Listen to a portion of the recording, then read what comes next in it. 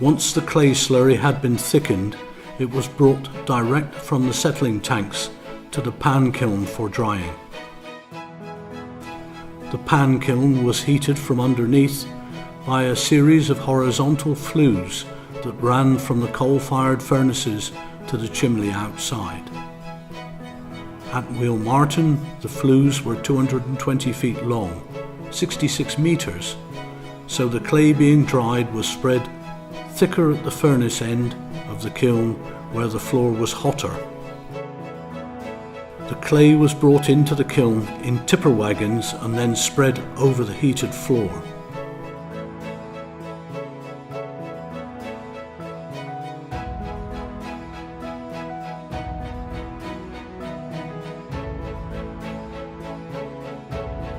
A traversing bridge could take the wagons along the entire length of the kiln to assist with spreading.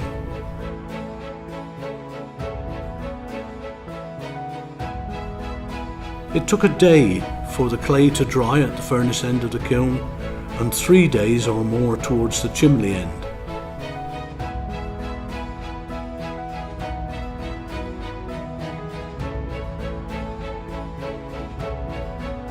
This footage shows a pan kiln in operation in the mid-1970s. Once the clay had dried, it was shovelled into the liney below. The liney shown here is almost full despite having a much lower floor level.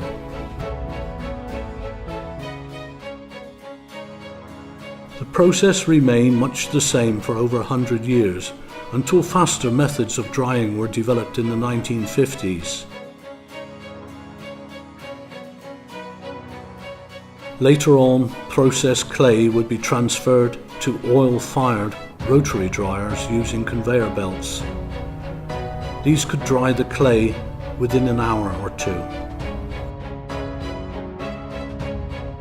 This footage shows a Buell dryer in which clay gradually descends through a series of rotating trays through a current of hot air. A more recent development is the spray dryer, which forces atomized clay slurry down through a current of hot air, almost instantaneously producing a dry clay powder.